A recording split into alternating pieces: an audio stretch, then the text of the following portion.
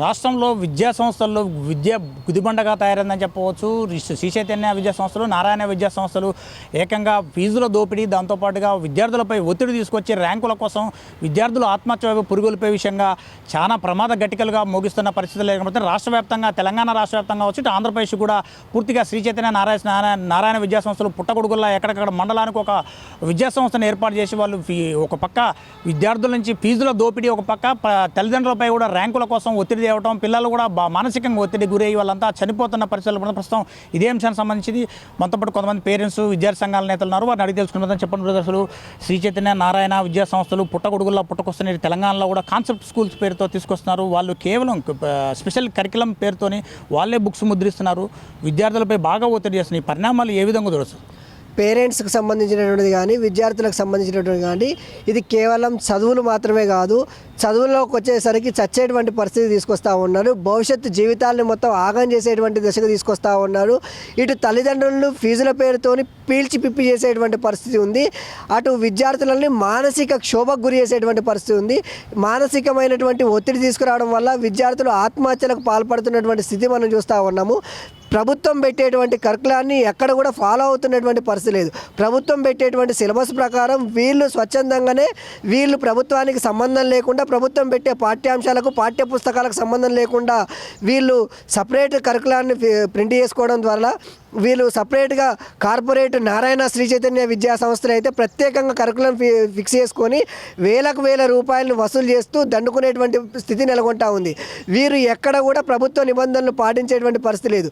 వీళ్ళు టైమింగ్స్ విషయంలో కానీ ఉదయం 9 గంటల నుంచి మొదలు పెట్టాల్సినటువంటి వాళ్ళు ఈ ఉదయం 7 గంటల నుంచి రాత్రి 7 గంటల వరకు నడిపేటువంటి స్థితి నెలకొంటా ఉంటుంది.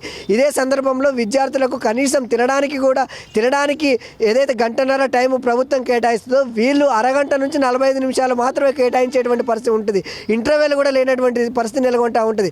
వాటర్ ఫెసిలిటీస్ కోసం కొంచెమైనా సరే వీళ్ళు సేద తీరడం కోసం టైం తీసుకోవాల్సినటువంటి స్థితి నుంచి వీళ్ళు వాటర్ తాగడానికి కూడా వాటర్ బాటిల్స్ క్లాస్ రూమ్లో తెచ్చుకోవాలనేటువంటి ఆంక్షలు పెడుతున్నటువంటి స్థితి నెలకొంటా ఉంటుంది. ఇలాంటి మానసిక ఒత్తిడి వల్ల విద్యార్థులందరూ కూడా ఆత్మహత్యల వైపు పురుగొల్పుతున్నటువంటి పరిస్థితి నెలకొంటా ఉంటుంది. తక్షణమే ప్రభుత్వం దీనిపైన చర్యలు తీసుకోవాల్సినటువంటి అవసరం ఉంటుంది. విద్యార్థులతో పాటు తల్లిదండ్రులు కూడా దీనిపైన అవేర్నెస్ తీసుకురావాల్సినటువంటి అవసరం ఉంటుంది.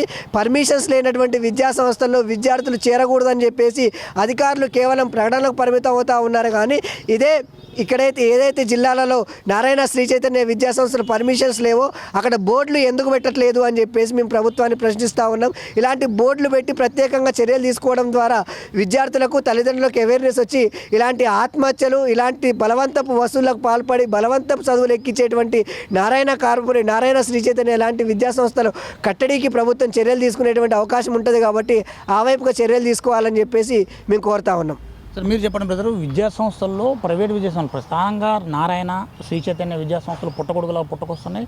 విద్య పేరుతోని దోపిడీకి గురి చేస్తున్నారు. పిల్లల దగ్గర ఫీజులు, ఎక్స్ట్రా బుక్స్, కరికులం యాక్టివిటీస్ పేరుతోని కూడా విద్యార్థుల్ని కనీసం మానసిక వాళ్ళు ఒత్తిడికి గురి చేసి ఆత్మహత్యలు పురుగొల్పే విధంగా చేస్తున్నారు. మరోపక్క విద్యార్థులకు కనీసం ఆడుకోవడానికి కానీ సమయం కూడా ఇవ్వకుండా ఉదయం నుంచి 6 గంటల నుంచి రాత్రి 7 గంటల వరకు కూడా నిర్బంధ విద్యను ప్రోత్సహిస్తున్నారు. దీన్ని ఏ విధంగా చూడవచ్చు? ఈరోజు రాష్ట్రంలో విద్య అనేది ఒక పెద్ద వ్యాపార సంస్థగా మారిన పరిస్థితి కనిపిస్తూ ఉంది. దానికి నిదర్శనం చూసుకుంటే హైదరాబాద్ కావచ్చు, హైదరాబాద్ తర్వాత అభివృద్ధి చెందిన జిల్లాల్లో ఖమ్మం జిల్లా కూడా ఉన్నది.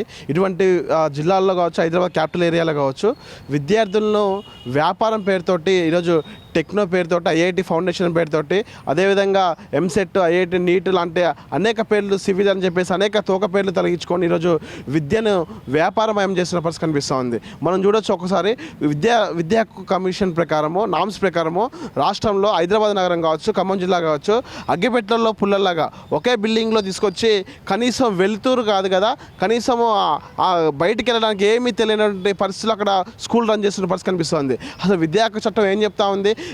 స్కూల్ అనేది ఒక ఇన్ని ఎకరాల్లో ఉండాలని చెప్పేసి చెప్తా ఉంది అకామిడేషన్.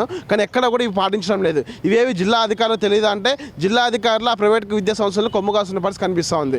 ఒక రకంగా మా ఖమ్మం జిల్లాలో చూసుకుంటే ఈరోజు శ్రీ చైతన్య నారాయణతో పాటు ఇక్కడ ఉన్నటువంటి లోకల్ కార్పొరేట్ విద్యా సంస్థలు ఉన్నటువంటి కనిపిస్తూ ఉంది.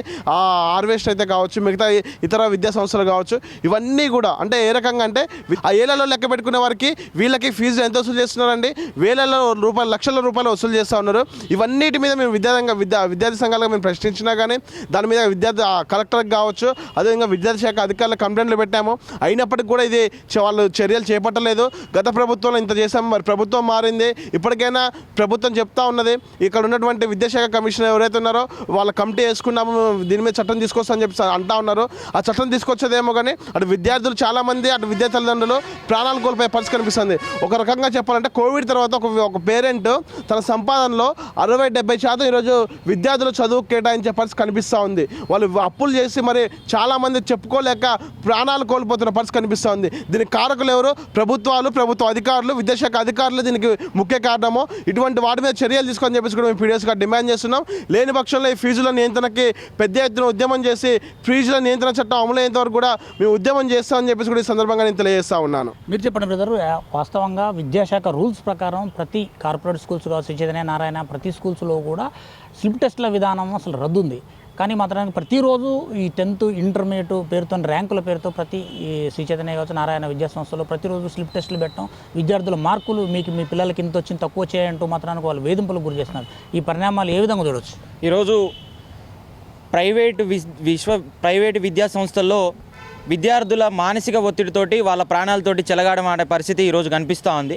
ఎందుకంటే ఒకటి ర్యాంకుల పేరుతోటి విద్యార్థుల్ని మానసిక ఒత్తిడికి గురి చేసి వాళ్ళ ప్రాణాలని కూడా కోల్పోయే సైతంగా ఈరోజు ప్రైవేటు విద్యా సంస్థలు ఈరోజు మారిన పరిస్థితి మనం చూస్తూ ఉన్నాం. గతంలో ఈ ఖమ్మం జిల్లాలో చూసుకుంటే శ్రీ చైతన్య కావచ్చు, నారాయణ కావచ్చు, ఎస్ఆర్ కావచ్చు, లేదంటే హార్వెస్ట్ కావచ్చు, అనేక సంఖ్యలో ఈరోజు ఆత్మహత్యలు నెలకొట్టిన పరిస్థితి ఈరోజు చూస్తూ ఉన్నాం. సంవత్సరంలో దాదాపుగా ఒక్కొక్క ఇన్స్టిట్యూషన్లో 4 నుంచి 5 సంఘటనలు జరిగిన పరిస్థితి చూస్తూ ఉన్నాం. దాని వెనకాల కారణం చూస్తే విద్యార్థుల్ని ఒత్తిడి చేయడం వల్లనే, పరీక్షల పేరుతోటి, ర్యాంకుల పేరుతోటి వాళ్ళని ఒత్తిడి చేయడం వల్లనే ఈరోజు ఆత్మహత్యలు జరిగిన సంఘటనలు కూడా చూస్తూ ఉన్నాం. నిన్నగాక మొన్న కూడా ఎస్ఆర్ కాలేజీలో ఒక విద్యార్థికి ఇదే రకంగా ఒత్తిడి చేస్తే ఆమె 4 నెలల కింద చనిపోయిన పరిస్థితి చూస్తూ ఉన్నాం. చైతన్యలో కూడా ఎన్జీ క్యాంపస్లో కూడా ఒక విద్యార్థి ఇదే రకంగా పరీక్ష రాయలేని క్రమంలో ర్యాంకు పేరుతోటి ర్యాంకు కొట్టలేని పరిస్థితిలో ఆ విద్యార్థి ఆత్మహత్య చేసుకున్న సంఘటన కూడా ఈరోజు చూస్తూ ఉన్నాం. దీన్ని ఇంతగా మేము విద్యార్థి సంఘాలుగా కూడా అధికారుల దృష్టికి తీసుకుపోయినా కూడా అధికారులు కూడా కనీసం స్పందించని పరిస్థితి ఈరోజు చూస్తూ ఉన్నాం. అధికారులు కేవలం ప్రైవేటు విద్యా సంస్థలకి బడా కార్పొరేట్ విద్యా సంస్థలకు కూడా కొమ్ముగాసే పరిస్థితి చూస్తూ ఉన్నాం. కాబట్టి ఈరోజు పేద విద్యార్థులు చదువుకుంటే వాళ్ళందరూ కూడా ఈ రకంగా నష్టపోతూ ఉంది. కాబట్టి మేము కూడా విద్యార్థి సంఘంగా ఒకటే డిమాండ్ చేయదలుచుకున్నాం, ఎవరైతే ఇలాంటి నిబంధనలను ఉల్లంఘించి నడుపుతున్న విద్యా సంస్థలపైన కూడా కఠిన చర్యలు తీసుకోవాలని, ఇలాంటి పేద విద్యార్థుల ఆత్మహత్యలకి గురి కావద్దని ప్రభుత్వం రక్షించాలని కూడా మేము పీడిఎస్గా డిమాండ్ చేస్తూ ఉన్నాం. సార్, ఓవరాల్గా చూడవచ్చు శ్రీ చైతన్య కావచ్చు, నారాయణ కావచ్చు, ఇతర కార్పొరేట్ విద్యా సంస్థల్లో విద్యని నిర్బంధ విద్యగా మార్చి ఉదయం తెల్లవారుజామున 6 గంటల ప్రాంతంలో బస్సు ఎక్కించిన తర్వాత మళ్ళీ రాత్రి ఇంటికి విద్యార్థి చేరేసరికి మళ్ళీ 7-7:30 అవుతుంది. ఈ దాదాపు ప్రెషర్ కుక్కర్లో పెట్టి విద్యార్థిని ఉడకబెట్టిన విధంగా వాళ్ళు ఒత్తిడికి గురవుతున్నారు. ఈ ఒత్తిడితో పాటుగా ప్రైవేటు విద్యా సంస్థల్లో కేవలం స్లిప్ టెస్టుల పేరుతోని, మరోపక్క ఫీజుల దోపిడీతోని, ఫీజులు కూడా లక్షల్లో దోపిడీ చేస్తున్నారు. లక్షల్లో దోపిడీ చేయడమే కాకుండా ఎక్స్ట్రా కరికులం పేరుతో మాత్రానికి వాళ్ళే సొంతంగా తయారు చేసిన ముద్రించిన పాఠ్యపుస్తకాలను తీసుకురావడం, ఇటు ప్రభుత్వం ముద్రించిన పాఠ్యపుస్తకాలను ఎక్కడా కూడా బోధించిన దాఖలాలు. ఈ విషయంపై మాత్రం రాష్ట్ర ప్రభుత్వం కానీ విద్యాశాఖ అధికారులు కానీ ఎక్కడా కూడా విద్యా సంస్థలపై కూడా ఎక్కడా కూడా తనిఖీ చేసిన దాఖలాలు కూడా లేవని చెప్పి విద్యార్థి సంఘాలతో పాటు విద్యార్థి తల్లిదండ్రులు కూడా చెప్తున్న పరిస్థితి. విద్యా హక్కు చట్టాన్ని పూర్తిగా అమలు చేయాలని చెప్పేసి విద్యార్థి సంఘాలతో పాటు విద్యార్థి తల్లిదండ్రులు కూడా కోరుతున్న పరిస్థితి. ఇది ఖమ్మం జిల్లా తాజా పరిస్థితి. శంకర్తో రజనీకాంత్, ఖమ్మం.